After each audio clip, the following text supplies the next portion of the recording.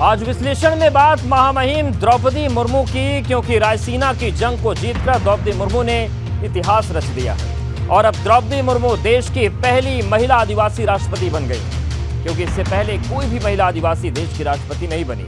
द्रौपदी मुर्मू ने पहले राउंड से बढ़त बनाकर रखी और तीसरे राउंड में जीत हासिल कर ली। द्रौपदी मुर्मू की इस जीत पर आज पूरे देश में जश्न का माहौल है, क्योंकि ये एक क्लास की मॉनिटर से देश की मॉनिटर बनने की कहानी है, जिसे आज पूरे देश को देखनी चाहिए, क्योंकि इस जीत से पीएम मोदी ने ऐसी चाल चली है जिससे विपक्ष की हर चाल फेल हो गई।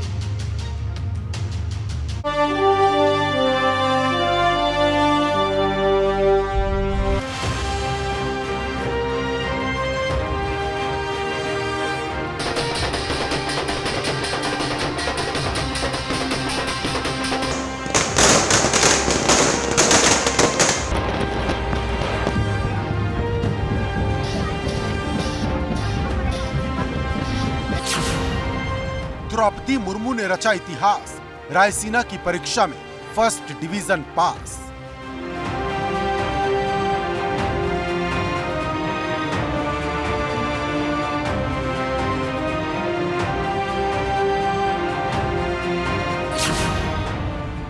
देश की पहली आदिवासी महिला बनी राष्ट्रपति, विपक्ष पर भारी पड़ी एनडीए की रणनीति।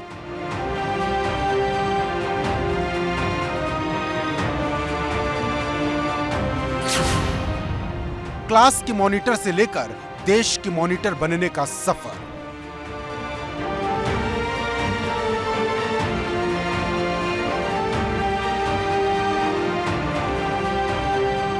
पुरानी कहावत है, ये जमाना उड़ान देखता है, जरा उड़ के देख। जमीन क्या आसमान देखता है, ये बात द्रौपदी मुर्मू पर बिल्कुल सटीक बैठती है,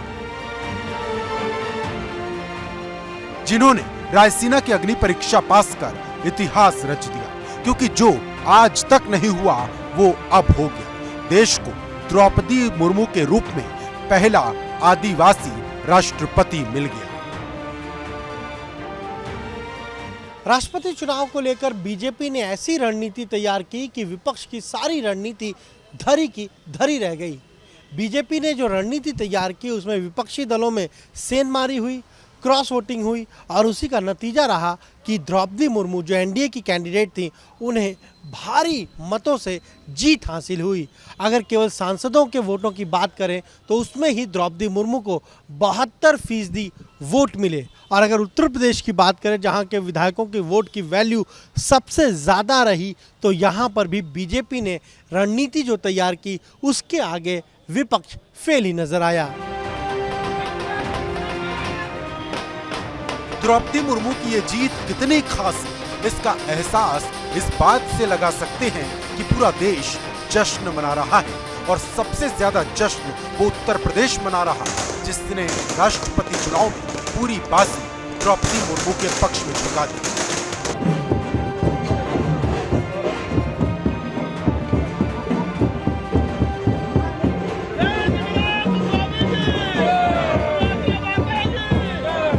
जनजाति के लोग बहुत ज्यादा उत्साहित हैं, एकदम हम लोगों का मन 7वें आसमान पर है। और क्या कहते हैं, भारतीय जनता पार्टी घर घर, गांव गांव, गली गली, मोहल्ला मोहल्ला पूरे जश्न की तैयारी पर है। ढोल, आज तो बारिश हो रही है, बारिश होने के बाद भी हमारे कार्यकर्ता बहुत उत्सुक हैं और क्या कहते हैं, सब लगे पड़े हैं। और गाँव में भी जहाँ नहीं पहुँच पा रहे वहाँ जश्न की तैयारी चल रही है। संगम नगरी प्रयागराज में द्रौपदी मुर्मू की जीत पर न सिर्फ मिठाइयां बटी, बल्कि लोग इस जीत को उत्सव की तरह मना रहे थे।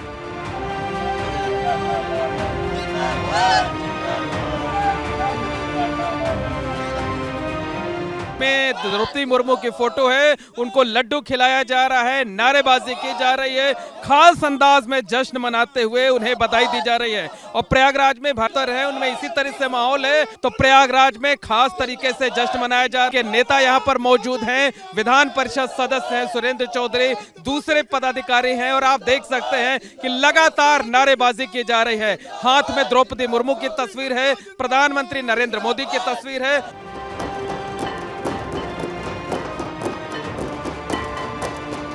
भाषा अलग है, शहर अलग है, लेकिन जश्न एक जैसा है, क्योंकि द्रौपदी मुर्मू की ये जीत संघर्ष की वो दास्तान है जिसकी सबसे बड़ी गवाही आज ओडिशा की हर गली दे रही है।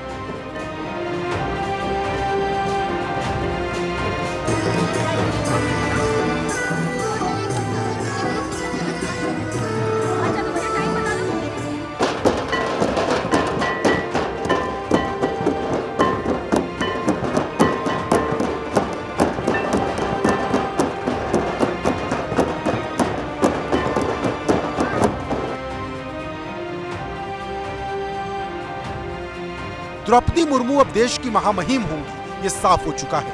लेकिन इस जीत में प्रधानमंत्री मोदी की रणनीति की तारीफ हर तरफ हो रही, जिन्होंने विपक्ष की चाल को फेल कर दिया।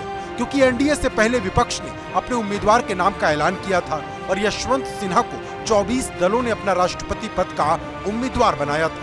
लेकिन जब एनडीए ने अपने पत्ते खोले और द्रौपदी मुर्मू के नाम का ऐलान किया, तो जो विपक्षी दल यशवंत सिन्हा का समर्थन करने की बात कर रहे थे, उसमें से कई एनडीए के साथ आ गए।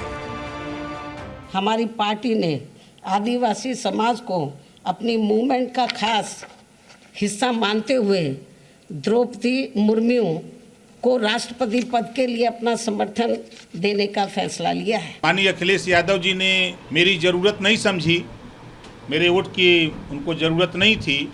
उसके बाद भी मैं इंतज़ार करता रहा, लेकिन उनके तरफ से कोई रिस्पांस न मिलने के कारण 6 विधायक हैं, हम सब लोग आने वाले 18 तारीख को द्रौपदी मुर्मू जी को वोट देने का काम करेंगे। दरअसल द्रौपदी मुर्मू की जीत से भाजपा आदिवासी समुदाय समेत पूरे देश और खास तौर पर महिलाओं को खास संदेश देना चाहती है, ताकि मुख्य धारा से कटे इस समुदाय में राजनीतिक मैसेज जाए कि भाजपा ही एक ऐसी पार्टी है जो सत्ता के लिए नहीं बल्कि देश के वंचित तबकों और वर्गों के लिए काम करती है। यही वजह है कि पार्टी कार्यकर्ताओं को जीत के बाद पोस्टर में द्रौपदी मुर्मू के साथ किसी और नेता की तस्वीर न लगाने के सख्त निर्देश दिए गए, ताकि ये जीत सिर्फ और सिर्फ द्रौपदी मुर्मू की नजर आए।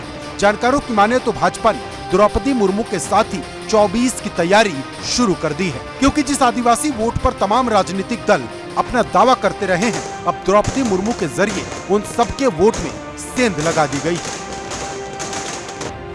Bureau report, ABP Ganga.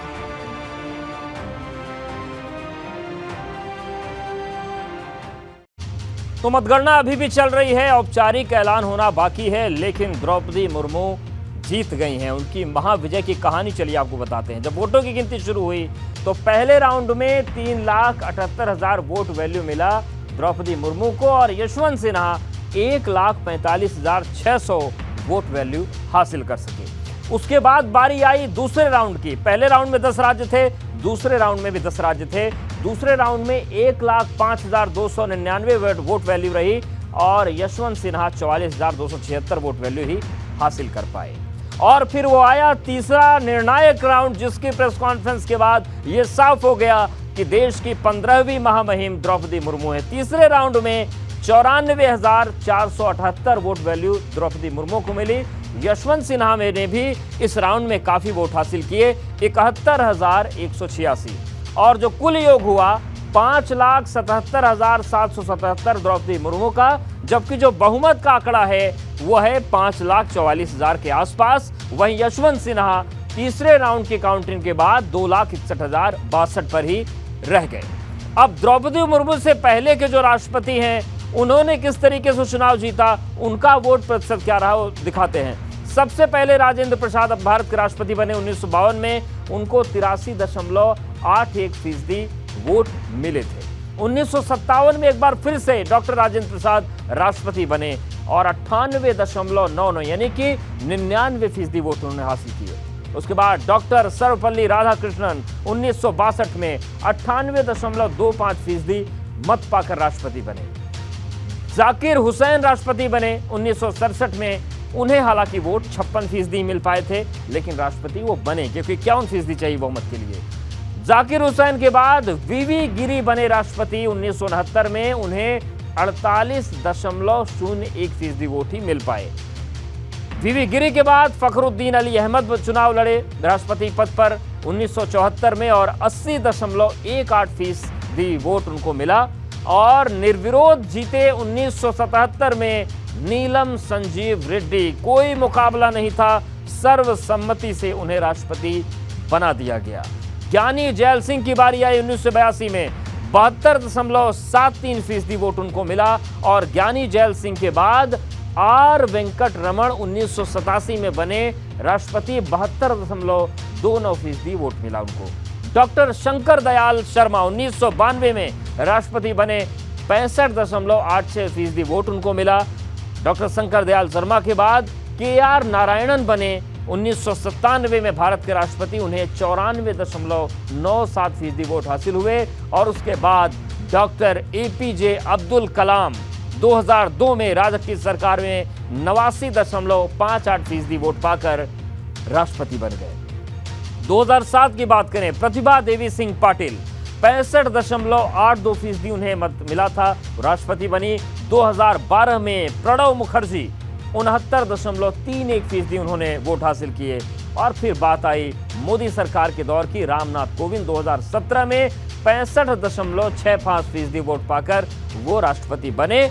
और अब मतगणना चल रही है, लेकिन द्रौपदी मुर्मू चुन ली गई है। कुछ देर के बाद ये साफ हो जाएगा कि उन्हें कितने फीसदी वोट मिले। गैर कांग्रेसी राष्ट्रपतियों की अगर हम बात करें तो कौन कौन है वो आपको दिखा देते हैं। डॉक्टर APJ अब्दुल कलाम 2002 में गैर कांग्रेसी पहली बार राष्ट्रपति बने, 89.58% वोट। ये अटल बिहारी वाजपेयी के दौर की सरकार थी। रामनाथ कोविंद 2017 में बने। मोदी सरकार जब आई केंद्र में 65.65% वोट। और द्रौपदी मुर्मू अब आज राष्ट्रपति बन गई हैं, जीत गई हैं, लेकिन अभी भी काउंटिंग चल रही है, तो फाइनल टैली क्या होगी उस पर निगाहें बनी हुई हैं।